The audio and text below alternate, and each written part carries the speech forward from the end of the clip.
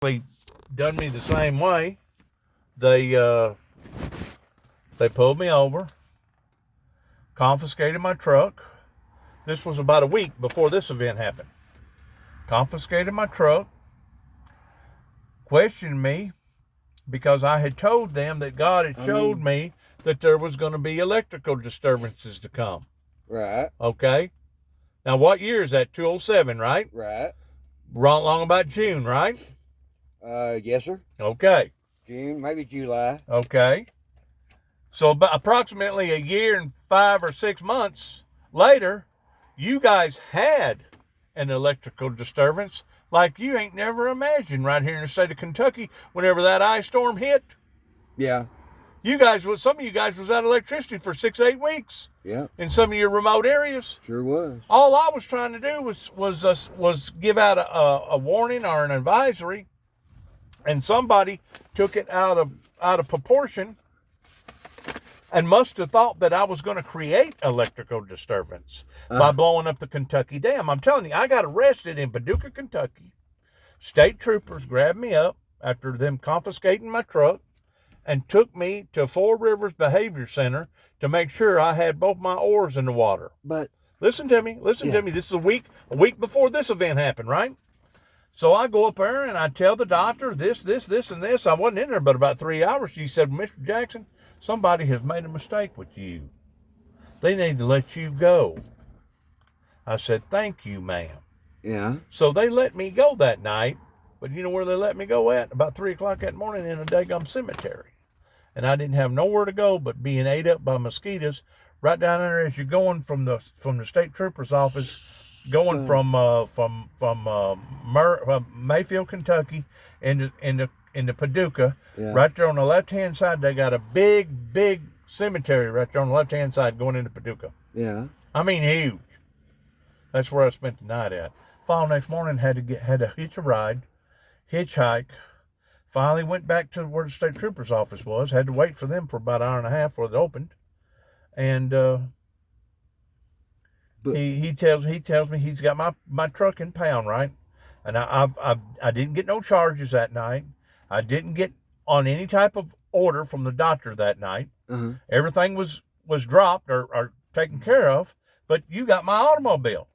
You got my automobile, and I want my automobile. Well, he gets on the telephone, makes a couple of telephone calls, similar to the case like you're telling me right here. Uh-huh. And they look at me and they go, this is a state trooper office now. What is that? State trooper office 51 or something like that. Yeah, something like that. 54 or something. 54 or something like that. But anyways, he goes, well, you can get your truck, but you got to come up with $176.42 for the damn storage. For the rollback, because it costs the rollback to take it from Paducah to the pound. Yeah. Well, in the meantime, while it was in the pound, they went through it from head to toe.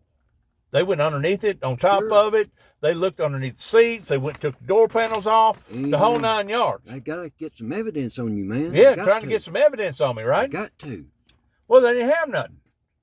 So I'm thinking to myself, well, this is a raw deal all the way around. Because here they have disrupted my life. They took the time and trouble to take it apart, but they didn't bother to put it back together, did they? No, they put it back together to really? some degree. I had to finish snapping some stuff off. Right, yeah. But anyways, here I had been basically disrupted my life for a whole afternoon and a whole night. Now I'm up there in the morning trying to get my truck. There wasn't no charges coming from either the local, state, or feds. Uh-huh. There was no order coming from the doctor, but yet no, I got to come up with almost $190. And they was determined that they was not going to release that truck until I come up with that money. Well, hell, I was at foot. Yeah. What would you have done? What could you do? Yeah, nothing. I mean, I was at foot, yeah. And I had all my stuff right here at this campsite. I don't know if you remember this campsite or not, but it was called at the time. Yeah, I remember the name. I've heard the name before. Where is it stated at here? It's in there somewhere. I saw it. I know it if I hear it, but I can't think of it.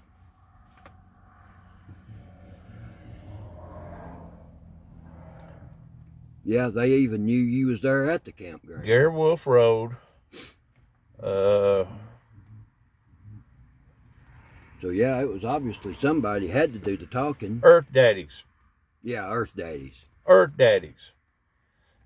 I tell you how to get to it. It's right down off of 94. You go on 94 94, all the way down, then you take the right. It's where the grain bin is. Go all the way down, past them two churches, Mm-hmm. and right where it's at. what is that, 1452 or something like that. Go past it, and then you'll go down in a little dip, and there used to be, I guess, some sort of a business right there at one time. Well, you turn right there and go up, and there used to be, and there still is, some sort of a hatchery up there. A hatchery. It's where the barges come in. There's a dock right there where a barge comes in, and they load grain onto the barge. Okay. That's what it is. Well, anyways, there's a campsite back in there, back in one of those little hollers back in there. And I liked it because they wasn't charging me but $60 for 30 days. And they had running water. They had a shower house with hot water and stuff. And I thought, well, because I'd done already got kicked out of Land Between the Lakes because they didn't like me up there fasting and praying. Really? This was in the same year. This was in 2007. I was up there praying and fasting. I got an altar up there, a praying altar, off pretty close to Sugar Bay Road, off of 140 Legal Road 142. So now this is a week later. I come back to my campsite, pay the $190, almost $190, and I'm sitting around, and I told some of the people that owned that campsite what had occurred. I told them what had past tensively happened. For some reason, their drug-induced minds must have thought, for shits and giggles or whatever, well, we'll just turn this old boy in. We'll get him completely out of here. And they called up the law and made a false accusation that I was threatening to blow up the Kentucky Dam. Here I am. I'm in a tent by myself. I done already got run out of Land Between the Lakes. They check on you. I done already got run out of Land Between the Lakes. Done already got arrested one time up here in Kentucky because all I was doing was trying to help some folks by telling them that God had showed me that some electrical disturbances was coming. And of course, electrical disturbances can come in many different forms. Right. I mean, it can come in form of earthquake, a tornado, a hurricane. And they run your name. An ice storm. They see this military background you have. And, yeah. Well, this is what topped it off. Here I am in my PJs. It's now 10 o'clock. I've done went through my little ceremony towards fixing to go to bed. And all of a sudden, all these freaking bright-ass lights, I thought it was Close Encounters of the Third Kind coming down there in the middle of the freaking woods because I was basically the only one down there in that woods. And all of a sudden, I look up and I see two headlights here, two headlights here, two headlights here through my tent. And I'm thinking to myself, my God, what's going on? Is somebody got a party going on, didn't invite me? Oh, it was a party, all right. It was two of these cops right here from this county, two deputies. What county is this? Callaway County. Two state troopers, one FBI, two TBAs. I think in total there was about 6 automobiles. At 11 o'clock at night, come down there with all their lights shining. And here I am in my PJs, and the mosquitoes are just about big enough to tote you off down there by this time. And I'm sitting down there swatting freaking mosquitoes, and they're asking me, do you have any intentions towards wanting to blow up the dam? Do you have any intentions towards wanting to blow up the dam? No, no. 100 times no. 1,000 times no. How embarrassing. Yeah, embarrassing. They went through my truck, opened the hood, opened the doors up. Keep in mind, a week before that, I done already went through this same rigmarole. Right. And now they go through all my camping gear. I don't even have a cigarette lighter. Don't even have nothing. Not even a book of matches. Not even a book of matches. How you gonna blow something up? Right. And they wanted me to tell them that I had told somebody. They didn't tell me who it was. I didn't know it until just now, today. Today is the first time that I've actually read this report. And now I know. Did it tell who made the complaint? It says right here where I was, and it had to be them because it questioned right here, was out with subject who made statement. He was talking about the people that own the camp that made a statement. Now, what earlier anyway? regarding blowing up the Kentucky Dam. Made a statement pertaining to blowing up the Kentucky Dam. Now, it shows you how narrow-minded the people are towards trying to tell them the story of past tensively what happened to me versus them thinking that I was going to do it instantaneously. So now I get 2 bad marks on me, actually 3, because I done already got in trouble up there in Land Between the Lakes. You know, I still had about a week left. I got to praying about that, and God showed me, he said, you need to pack up and you need to get to Hades out of here. He said, they are after you, and if they find anything on you, regardless whether it's legitimate or non-legitimate, they liable to plant something on you. Exactly. He said, you better get out of here. So you know what I done? I packed my stuff and I headed out to Denver, Colorado, because I knowed what they was up to. Mm-hmm. And I found out later why they was doing what they was doing pertaining to the feds. You know why they was doing what they was doing? Why was that? Because since 9/11, any major structure that went over a dam, the Congress had done already passed a law since 9/11 that within a certain period of time, they had to cut off that major intersection going over that dam and make a completely different road or another bridge away from that dam just in case there was another 9/11 attack. Well, just so happens, this was 7 years later after 9/11, and they still hadn't got the okay pertaining to government funds of building them a big bridge. You hear what I'm saying? And now they've done convinced somebody up there in Frankfort, Kentucky, well, we need to go ahead and do this because we had this one guy right here that was trying to blow up the bridge. What? You don't mean it? Yeah. You know, it's that fish story equality. You know what I'm saying? It starts out a 6-inch fish, then it goes to a foot, and the next thing you know, it's a damn whale. Yeah. So they wound up getting appropriated funds after that happened, and 2 years later, guess what? They shut down the Kentucky Dam towards it being a main corridor, and now they've paid about $400 million for a brand new bridge that costed you guys, the taxpayers, costed you guys for a brand new bridge, which was basically give or take about a quarter of a mile from that dam. Yep. You're exactly right. I'll be damned. Sure was. Well, you know what happened to them else? The bastards come after me again. In 2009, they come after me. And this time, they had taken every recorded message that I had called Land Between the Lakes and was presenting it in front of the federal courts, in front of a federal judge in Paducah, Kentucky, telling me that I was fixing to get a Class E felony on my record. A Class E? A Class E felony, which is the lowest felony that you can get, but it's still a felony. Right. It's not a misdemeanor. And I asked him, I said, why?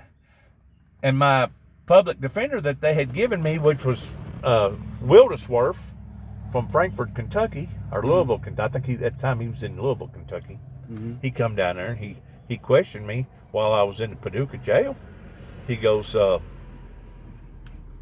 did you by chance make a threat that you was going to kill a darkly complected individual that was Arabic descent on some of their recordings down there at LBL?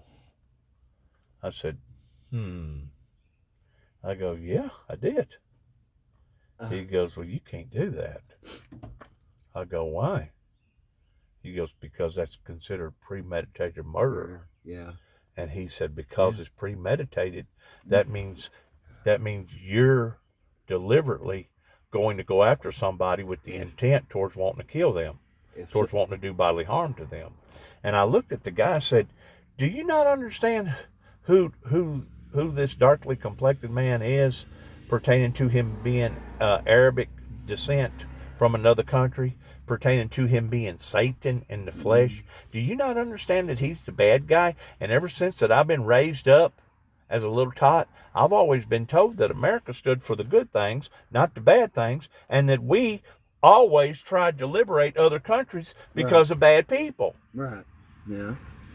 Which tells me this: the federal court system in this area is protecting Satan and protecting the things that Satan is involved in, such as rapes, murders, molestations. I could go on and on and on. Okay, well, they gave me an ultimatum. Man, he's in a hurry, ain't he? Yeah. They gave me an ultimatum. They said, if you'll agree to go get a psychiatric evaluation done, whenever you come back, if everything's okay, we'll let you go, and you won't get no felony. Yeah. I said, give me the paperwork. Right. Give me the paperwork. So I agreed. I think the whole. So I agreed to their agreeing, right? So they sent me off. You know where I wound up going?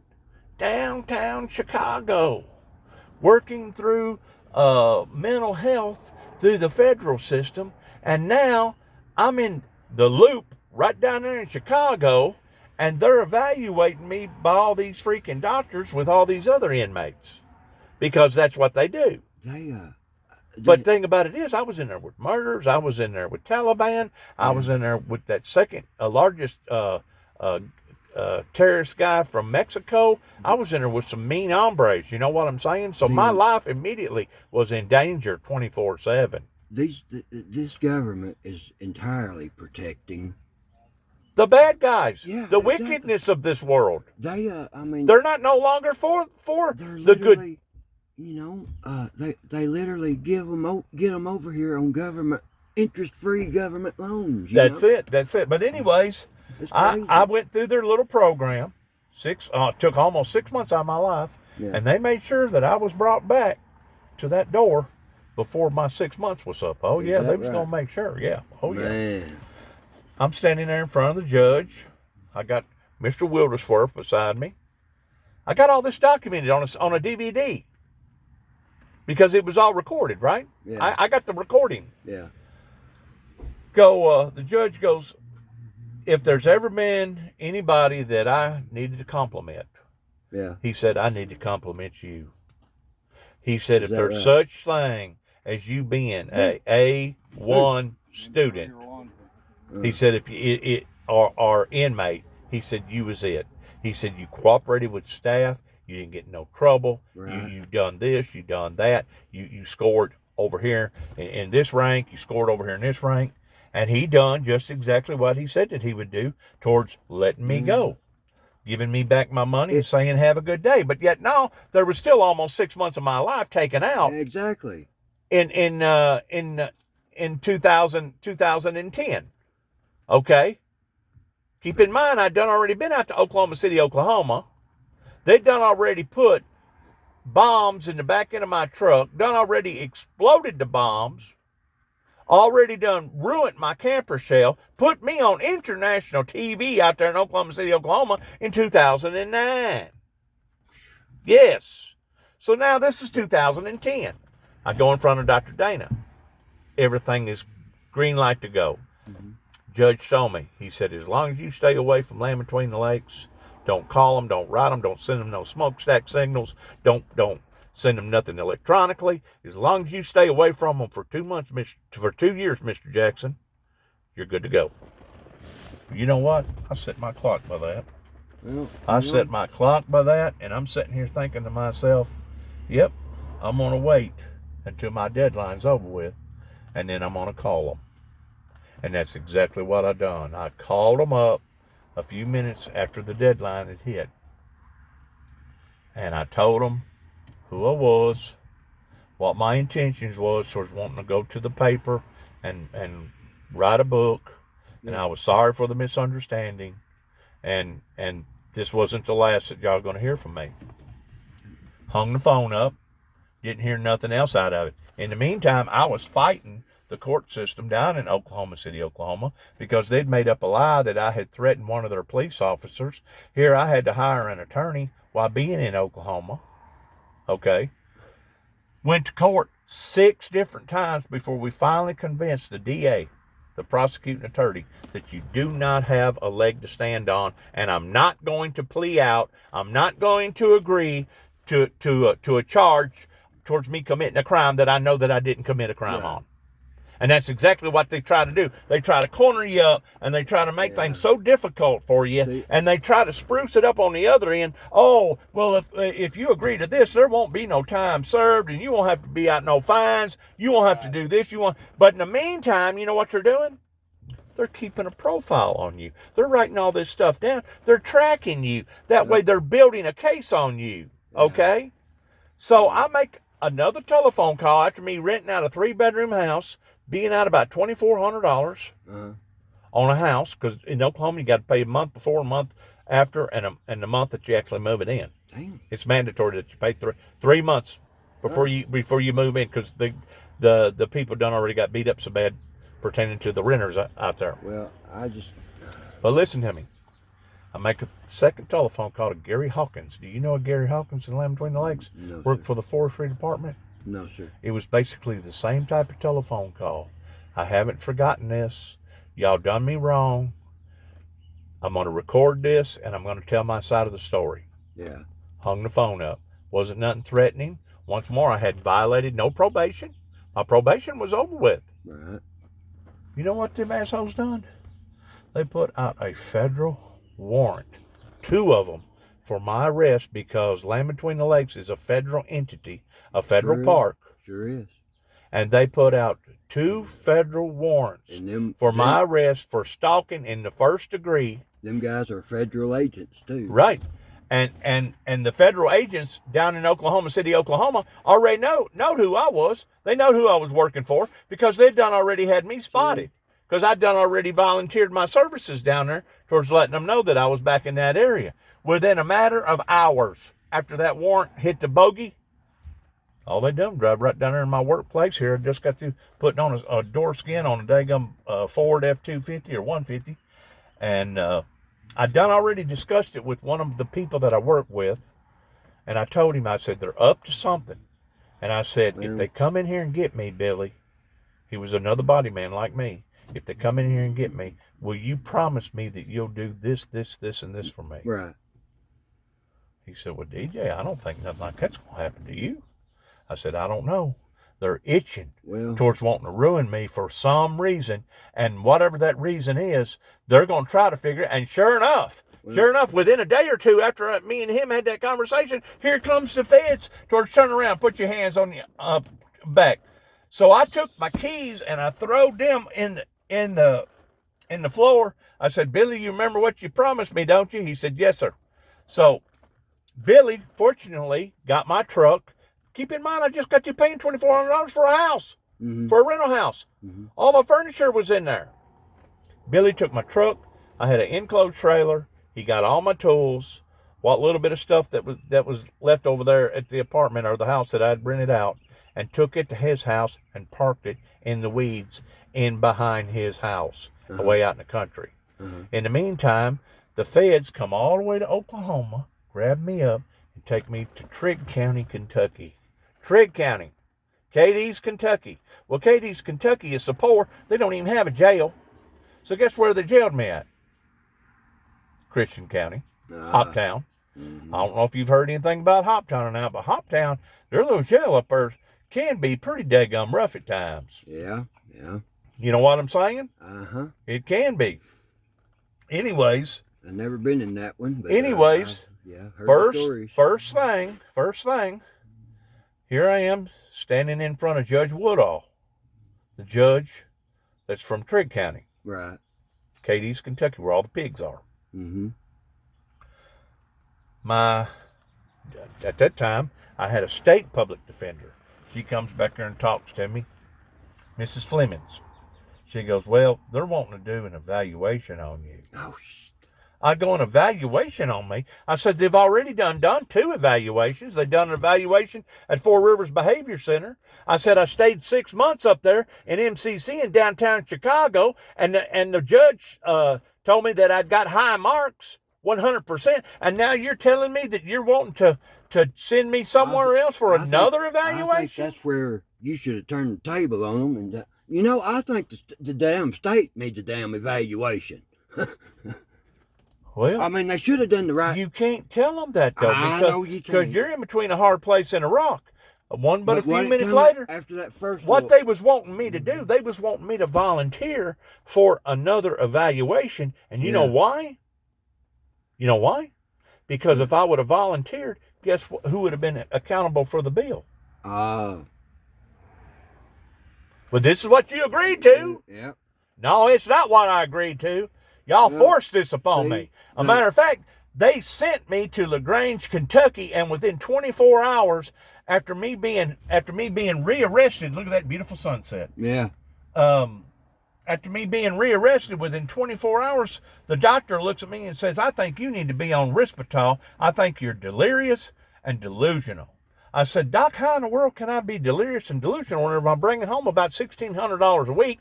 I've been working for a big body shop down here in Oklahoma City, Oklahoma. I go, I just got through renting out a 3-bedroom house. I said, whenever they come and arrested me, I was working, paying my state and federal taxes. I go, how do you figure that I'm delirious or delusional? Well, that's just what I think. I think you're delirious or delusional. He goes, I want you to take this medicine. I go, I ain't taking your medicine. I ain't taking. He said, what? Do what? You ain't taking my medicine? He said, I'll tell you what, you just stand right there. I'll show you something, boy. Come back about 3 days later, about 72 hours, had a written deal from Judge Woodall.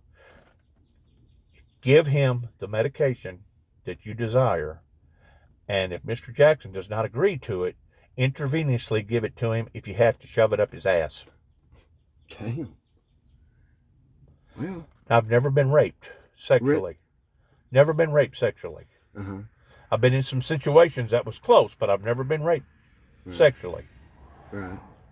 But whenever your state done what they done to me, it was the same thing as the same thing as them raping me. Because after they gave me that Risperdal for about 3.5 months, I was a little bigger than you. Mm-hmm. I swelled up like a damn frog. And guess what? Guess what? Risperdal is a known drug that causes obesity and breast enhancement, and it's now been pulled off the market. That was the very drug that they put me on. I wanted to tell you this story because it had something to do with this right here. Right. Well, the state of Kentucky. They're crazy. After this. They're crazy. And they're nuts down here. I mean it from my heart, but it has no. Have you been to Kentucky in all your life? Yes, I'm afraid I have. Have you been right here in this county all your life? Yes, sir. Afraid I have. You've never moved off and moved to another county and then come back? No. You've been right here in this county the whole time. So you know how dirty that they do people. I do. But you know how rotten that they can hurt you. That is where the state of Kentucky the governor himself should have approached you and said, sir, I am so sorry for what has happened over this misunderstanding. I've never got any type of apology from any governor, but instead of doing from any senator or any congressman. No, they want to keep on and try to bury you. And then ended up didn't do nothing, make the state look bad. Well, basically what I told the woman today, which I done already made a report on this report. I myself, Dennis, I apologize for the state of Kentucky, but like I said, it has no. Well, I appreciate you saying that. That means a lot. Well, good. It really does. That means a lot. And like I told Mr. Irvin, what's his name, that I bought the camper off of? Oh yeah, Ray. Griffin. Mr. Griffin. I said, Mr. Griffin, whatever you do, you don't need to let the authorities up here know that you gave Dennis Jackson a break. Because if they find out that you had any type of association with me, they'll probably turn on you and try to make your life hard. That's crazy, man. That's so. And you know what went on in LBL, not only in the 30s whenever they first built the dams, but in the 60s they kicked everybody off. The fact of the matter is, I spent entirely too much time up at LBL, about a year, living like Jeremiah Johnson out in the woods. You can't tell it now. But I got too familiarized with them people. or them people got too familiarized with me, and they got to sweating it out towards thinking, what in the world is he spending so much time up here for? Because they knew that I was a Tennessean, and I didn't have a Kentucky citizenship up here. Right. So I made somebody extremely, extremely nervous. Yeah. And I pissed the right person off, because that was one of the first things that my attorney, Ms. Fleming, said. She said, if the truth be known, what they're doing here should be considered double jeopardy. They're trying you for something that you've already done went to court for, and you've done already been tried on towards going and being evaluated for 6 months up there in downtown Chicago, and now they're wanting to do it to you again. She said, this is double jeopardy. I said, well, how can you prove that? She said, I can't. She said, they've got my arms tied. And her husband was an attorney up in Christian County that handled a juvenile court. Oh, my goodness. Yes. So she had to pull. She had the right influence. But even with her being that nit, because she couldn't work in the same county that her husband worked in, because that would be considered a conflict of interest. Right. So she worked in Trigg County while her husband worked in Christian County. But even with her having that type of influence, she still couldn't do nothing with them other than say, well, be easy on them. You know what that costed me? Almost 10 months of my life over 2 telephone calls that at the very, very most should have been charged for maybe harassing. Telephone harassment. At the very most. There was no threats. I did not violate any type of parole. And all I was doing was telling them that I wanted to tell my story. Yeah. Do you have any idea how much that costed me right there? That lick costed me. And it would have costed me even more if I didn't have a good friend in Oklahoma that wound up hiding my truck, my tools, and all my paperwork. Right. Yeah. You know what I'm saying? It could have costed me my truck and everything. It could have costed me everything, to the point that I wouldn't even had a damn screwdriver to start it out with. Yeah, or a pair of pants to put on. Right, or a pair of pants to put on. That's right, man. They almost drove me off into a state of suicide. Oh, I imagine so. They did. I was thinking about suicide big time. I'm glad to see you didn't let them win, though. Thank you. Good damn glad to see that. Thank you.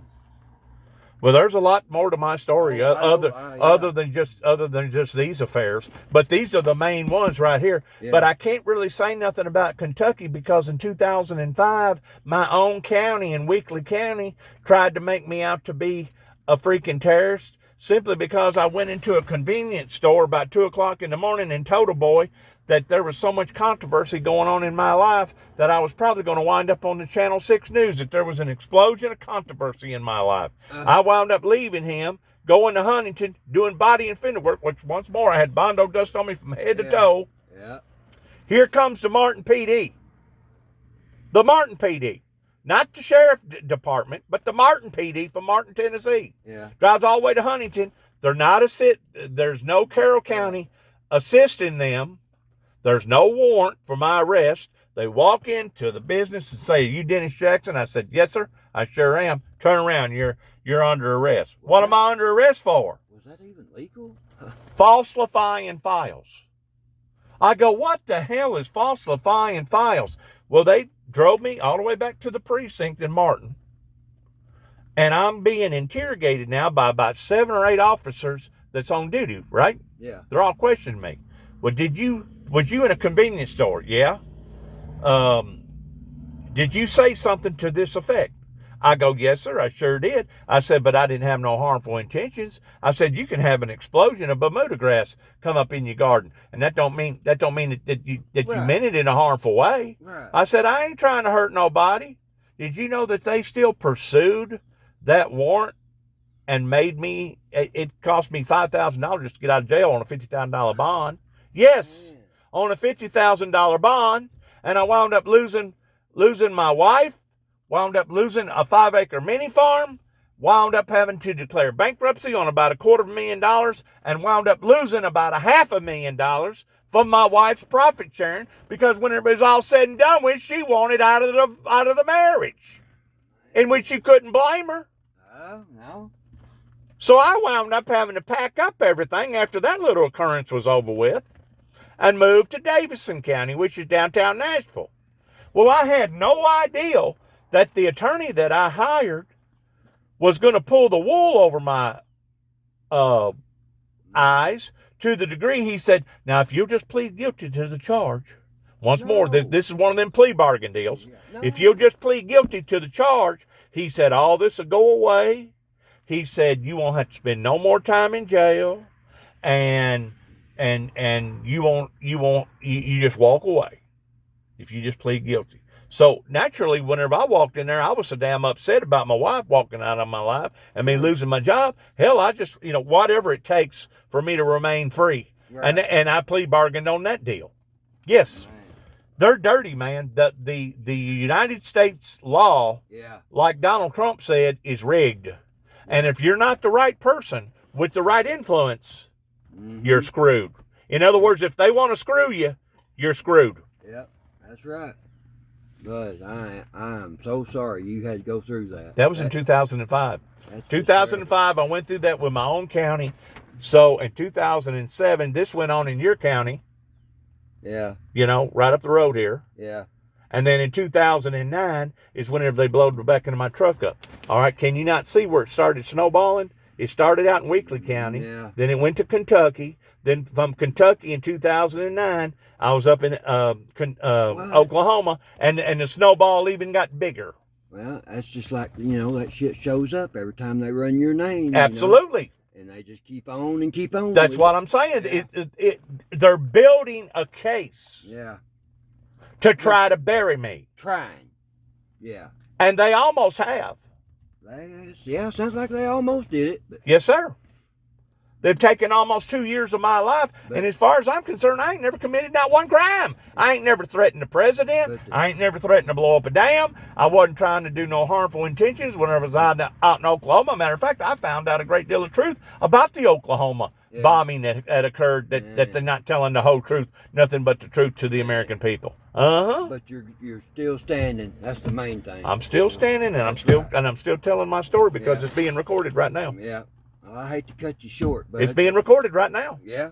Oh, that's good. That's good. I mean, I ain't going to show your name. I don't want to identify you. Right. But I know that you was from here, Right. and you've lived here all your life, and ain't no telling how many people you've seen screwed over just like me. Huh? Yeah, you definitely ain't the first one. I'm telling you right now, whenever you look at these prison systems, and there's probably about somewhere between 3 and 10% that tells you I'm not guilty. I was set up. Mm-hmm. I was framed. Believe it or not, that's actually what occurs. Between 3 and 10% of everybody that's in jail was at the wrong place, at the wrong time, with the wrong people, and the next thing you know, they went down the tubes. Yep, you're exactly right. Yep. And it could happen to you. It could happen to your daughter. It Yep. could happen to anybody.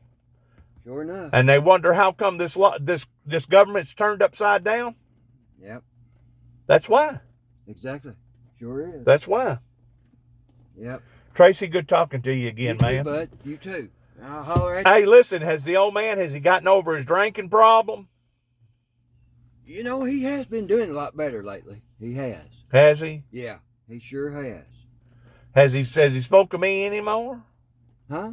Has he spoken to me anymore? I don't know. Has he?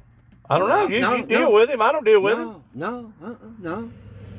No. He don't mention my name. No, sir. No. He don't say nothing about the camper deal. No. That he wish he hadn't done it, or No. wish he'd gotten more money out of it, or No. He sure don't. No, I guess he was satisfied with the deal. So yeah. no, he hadn't said no more to me about it. Well, he don't need to let people up here Well, locally know He who he gave a break to. he just bought that house, so he was just tickled to have something put towards the house, Well, plus he just got through selling that property up there in Paris. Yeah, that's He true. made a bundle up there, didn't he? Yeah, he made pretty good that day. Yeah, well, it's all the same day, so. All the same day. Yeah. He walked home with about 30 grand in his pocket, didn't he? Yeah, sure did. Especially that deal up there at Paris. Yeah, that's right. I never did hear him say. I don't know how much he he made on it. I never did hear him say. You know you made a mint. But I know, yeah, I know he come out good. He come out smoking like a bandit. Yeah, How many acres was it? 2. But it was Yeah. right up there by the courthouse, wasn't Yeah, yeah, it's just right off about 2 blocks from the court square. it? Right. You know that property went for a high He dollar. gave $2,500 for it, so Right. yeah. And probably sold it for 25,000 probably did. or more. Yep. That's Or right. more. That's very true. Yep, I gotta I'll go. let you later, bud. See you, man.